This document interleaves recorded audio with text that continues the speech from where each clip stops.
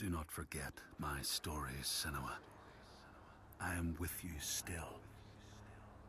Out of hell you have come, and now find yourself in Midgard, the world of men. Do not think it any less dangerous for that.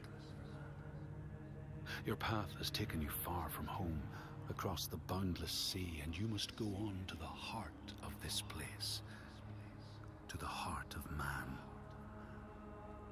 You have seen how the Northmen journey out to conquer, and this is one of their lands, as icy dark as Niflheim, yet as fiery as Muspel.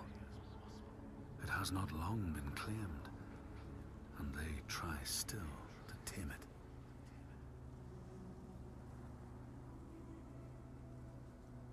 The Skald's verse speaks of a man called Grettir the Strong.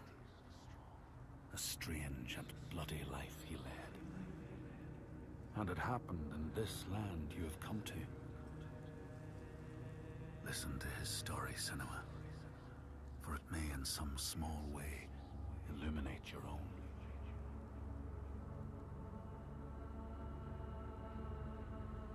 The Skalds say that in Grettir's time, a nearby farm was plagued by hauntings.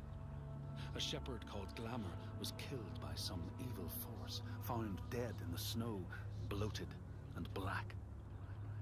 His body could not be taken to burial, because he was held fast to the ground. So it was left. 3 days after his death, the body was missing.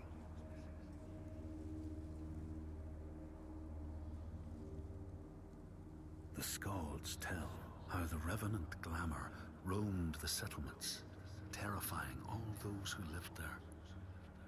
Each one he killed, in turn, rose to walk beside him. Thus, evil begets evil. But the man Grettir was proud and overbearing, and thought the Droiger no match for his strength.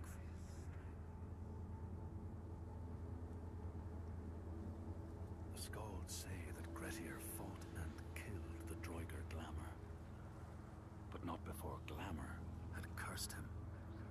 His strength would be turned against him, his deeds bring death and exile, and he would be always before Grettir's eyes, making him afraid to be alone.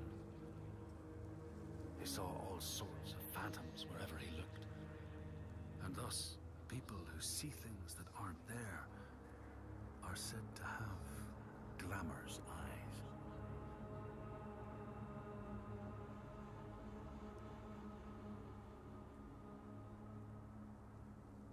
The Skalds tell how in the time of Grettir's kinsman Thorgrim, there was a terrible famine. No crops could be grown, and the fish fled the nets. It lasted years, and the people were desperate. There was no respite even in spring, since terrible gales from the north would rise up and set in for weeks. This is a cold and unforgiving land, Senua.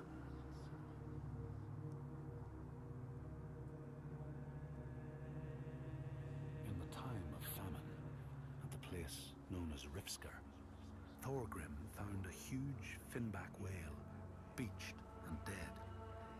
His neighbor, Thorfinn, had already found it and was in the process of flensing it.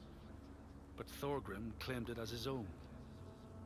Thorfinn said he would not give it up without a fight. If that's what you want, Thorgrim said, let it be so. And he launched a blow at Thorfinn, cutting off his head in one strike.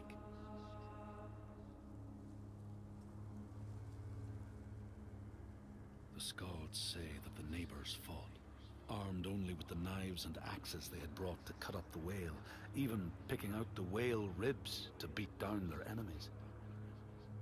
Thorgrim's men had loaded their boats with whale meat, but as they went to leave, one of their opponents struck Thorgrim's brother a fatal blow.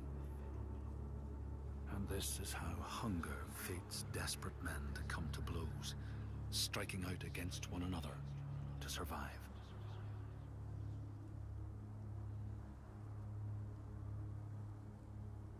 The Skalds speak of the time Grettir, traveling with some others, ran into rough weather and docked their boat on an island. They had not brought fire with them, and the merchants complained bitterly. Seeing a great fire blazing on the other side of the strait, Grettir said he would swim over to fetch it. He took off his clothes and struck out across the water, wearing nothing but a cloak.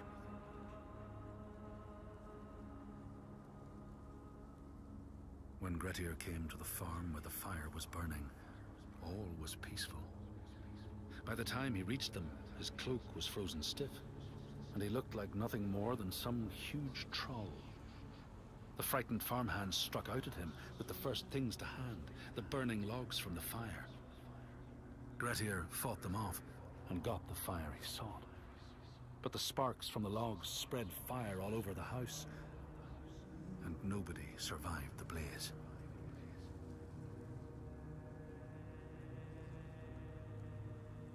The Skalds say that Grettir swam back across the strait, keeping the fire safe from the water. His friends applauded Grettir's bravery, but when word spread about the massacre at the farm, people took against Grettir. Nobody wanted anything to do with him, and when the news reached the Althing in the summer, Grettir was pronounced an outlaw. All doors would hence be shut to him.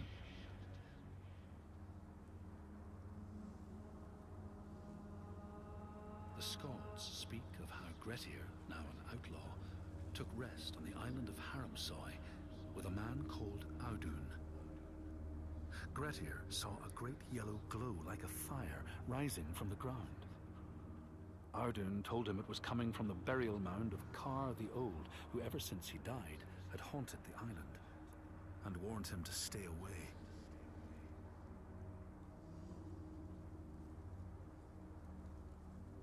The Skalds say Grettir wanted the sword that was buried in Kar's How, and would not be deterred from seeking it. He broke the mound open and started digging until he reached the timber props. By this time it was night. Audun warned him again not to continue, but Grettir threw down a rope and went inside the mound. No light penetrated it, and it reeked of death. But he persisted in exploring.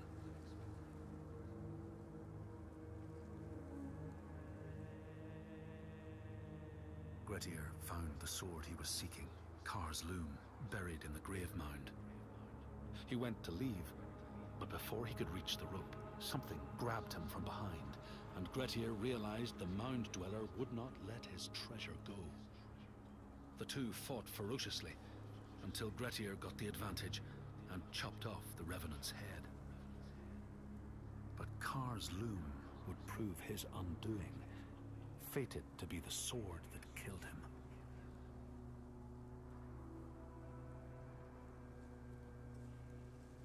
The Skald's verse tells how Grettir made many enemies with his proud and overbearing nature. Always quick to anger, his strength and fighting prowess meant that even the most trivial of quarrels met a fatal end. The kinsmen of those he killed or maimed were angry, and because he was an outlaw, no one was allowed to help him.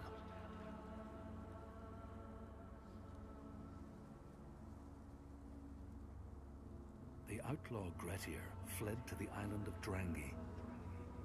His enemies knew he was there, but he was still so strong and fierce, nobody could shift him. Thorbjorn, first among his foe, sent his foster mother to see Grettir. She was a Seithkona, and very wily. She enchanted a tree branch and sent it to wash up on Drangi. Grettir tried to cut it up for firewood, but his axe flew back and struck him in the leg. The wound blackened and festered, and Grettir feared his time was close.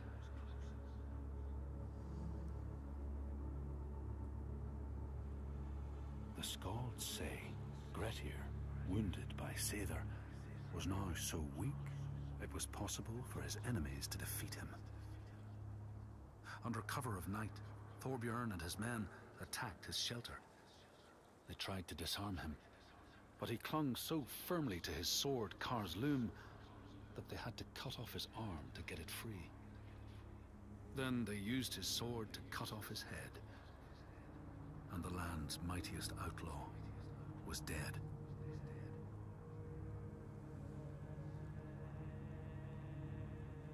As the Droiger glamour had predicted, all Grettir's brave and fine deeds brought him misery.